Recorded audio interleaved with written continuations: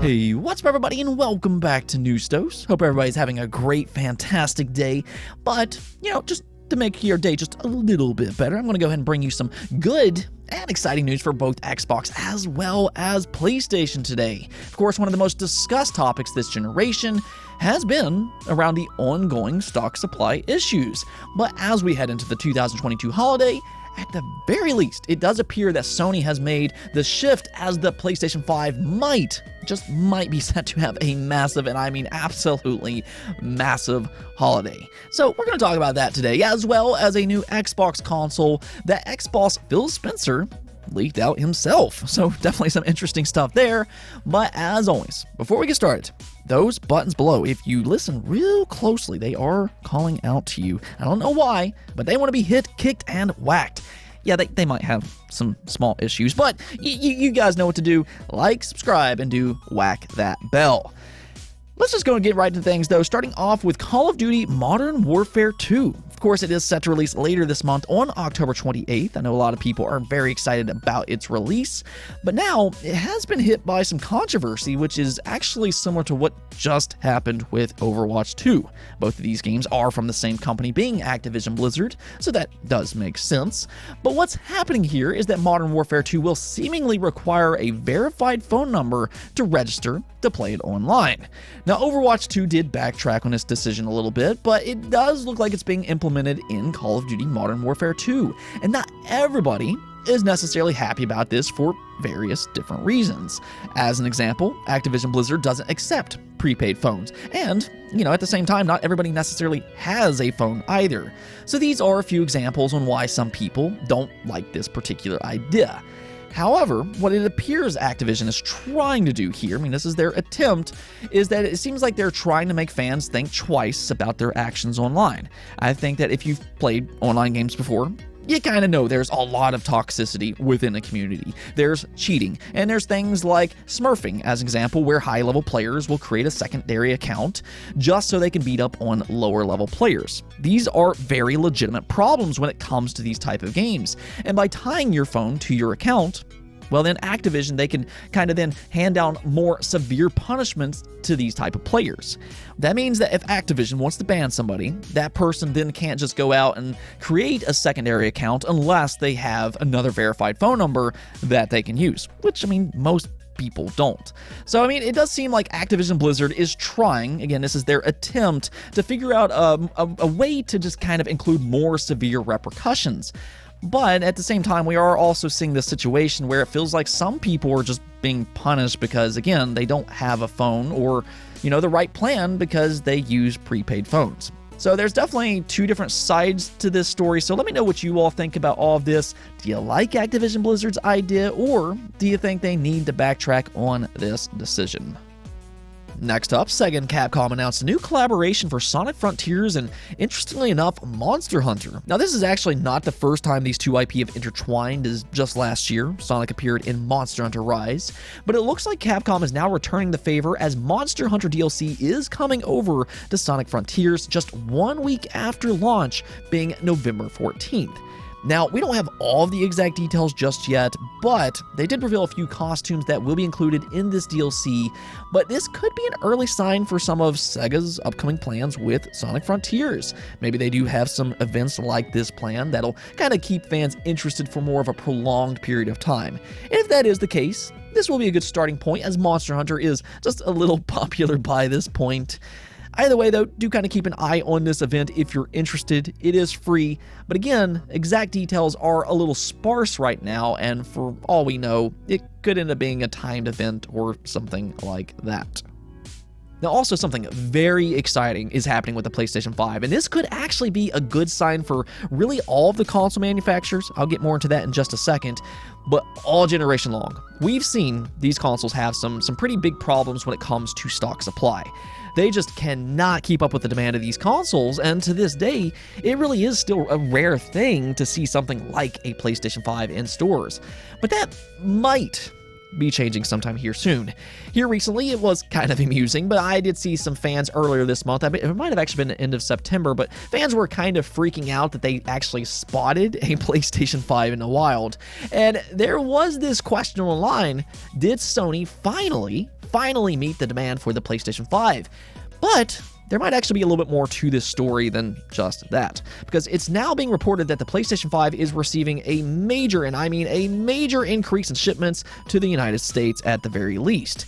We can actually take a look here at this post from David Gibson, where he says, lots of reports of improved PlayStation 5 supply in the past few months, but no data until now. Import data into the US confirms that Sony Interactive PlayStation shipments in September were plus 400% year over year.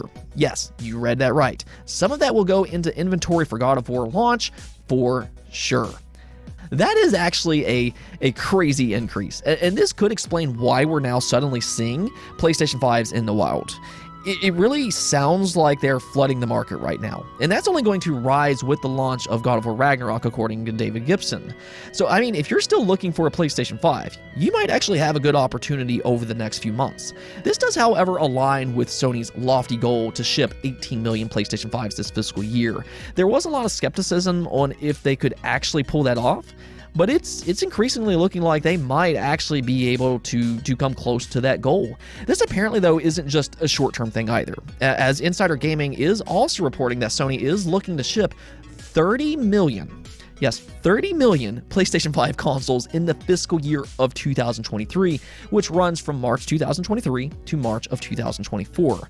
According to their sources, one way they plan to do this is by introducing a brand new console around the time of September of 2023, which will replace their current two SKUs being the digital and physical models. This will then be replaced with just a single SKU being a brand new digital console with the ability to buy a physical drive separately that you can then attach to it. This will then allow Sony to ramp up production even further. So, I mean, if all of this is true, then we could finally be at that tipping point where it's no longer overly difficult to purchase a new PlayStation 5 console. Yeah, it took us long enough to get here, but at least we are finally getting there. Now, we could also see similar things for other console makers as well. The Steam Deck, I think, is actually one example of this, as suddenly you can now purchase that without the need of a reservation. I mean, before they had like reservations like well into 2023, but now all of a sudden you can just go out and purchase them at will. So this isn't necessarily just exclusive to the PlayStation brand only. It does appear like something's changed behind the scenes that allows these console makers to ramp up production. In fact, David Gibson, he also pointed out that based on his estimate, the Xbox Series did also see an 89% increase in September year over year. Unfortunately, the same can't really be said for the Nintendo Switch. David Gibson did post, so Nintendo, not so good. It appears with September, negative 59% year over year, but company is ramping production and is using air freight, hence may not be as bad as shown. So we could possibly see an improvement there. That still remains to be seen. We'll have to wait and see. But all in all, 3 out of the 4 main console makers are seeing an increase in production, and this is fantastic, yes, fantastic news for all gamers. Let's just go and talk about Xbox, though, because they're doing some interesting things with their cloud game streaming service. Over the last few years, they have made some great strides in this area. I think we know this by this point, and we'll actually talk about this a little bit more in a second. But cloud game streaming really is just all about how inclusive it is. How do we, as in Microsoft, how do we get these big console-like games that we have under the Xbox umbrella in the hands of more players? And to them, that's where Xbox game streaming kind of comes in. It really acts as this bridge to players who don't necessarily have a console or people who don't want to invest in an expensive console. This is where cloud gaming comes in. Now, for us, the core community, I think for us, it's more of an addition. Like, okay, maybe I'm away from my console or something like that. I'll just kind of play through the cloud for the time being. But Microsoft's ultimate goal really is to reach those 2 billion gamers that they often tout when talking about this particular subject. Well, today, a few different things popped up that shows some ways that they are trying to do this. One way is that they're actually including a new way to reach those players in a very simple and easy fashion, and that's through their Bing search engine and Microsoft Edge. So if you do use these two things, and if you then search up a game that's included in Xbox Game Pass Ultimate, at the top of the search results, they now include the game with a very prominent play button. So yes, they are now allowing players to launch Xbox Cloud games directly through Bing, again, if if they're using Microsoft Edge. This apparently doesn't work on other browsers as of this moment, but theoretically this could actually yield good results. This is just yet another way to be more inclusive and get people to play these games without the need of a console. Now, actually speaking of that though, this is where things get really interesting because, well, yes, a new Xbox console did leak out online, and this is actually coming directly from Phil Spencer. As we all know, he does like to tease different announcements through his shelves. We've talked about this before. We've seen him do that in the past with things like the Hideo Kojima statue, as an example, which was teasing their new partnership. We now know this officially, but here it appears he's at it yet again, this time with a brand new console. You can actually see this console on the top of his shelf right below his sword. This is not as well hidden as some of his other teases, so fans, they quickly noticed this. And what this appears to be is the long-awaited Xbox Cloud console, codenamed Keystone. In fact, we've actually already seen a render of this console and everything. I'll go and include the render on screen here, and as you can clearly see, it looks practically identical to what's on the top of his shelf. So, I mean, it's never really been a secret that they're working on a console like this, and even Microsoft has been pretty straightforward about this platform. But this could actually be our first glimpse as to what the end result will actually be. I mean, previously we heard it might be a USB stick, we've heard it will be a puck, but now here with Phil Spencer teasing it, which I think is pretty evident by this point, this could be the end result, and for that matter, they could be prepping for full release sometime here soon. Now, a device like this, though, is very interesting in the aspect that we've never really seen one of the big three make a console like this, and there is this curiosity on how well a console like this would actually sell. I mean, this is all uncharted territory, but in theory, on paper, the idea of it is very enticing, and if done right, and this is an if, but if done right, it could actually have a lot of potential. It really just all kind of comes down to, I think, the price point and how well it actually performs. But I mean, if they do manage to get this thing to, like, let's say about $100 to $150, that will be very enticing for a lot of people. You know, if somebody goes to the store and they realize that they can buy an Xbox console for $100 to $150 and that they can then subscribe to a service like Xbox Game Pass where they immediately have access to a ton of games, that's very attractive. I mean, one way to kind of look at this is Apple TV. This is one of the more premium ways that you can stream your movies and shows and things like that. That goes for about $150. Now, you can play games on it. It's those Apple Arcade games. They're typically a little smaller, but if Xbox puts together their own streaming device, and not only can it stream movies and shows and things like that, but also can play AAA style of games for $100 to $150, that is a very, very attractive option.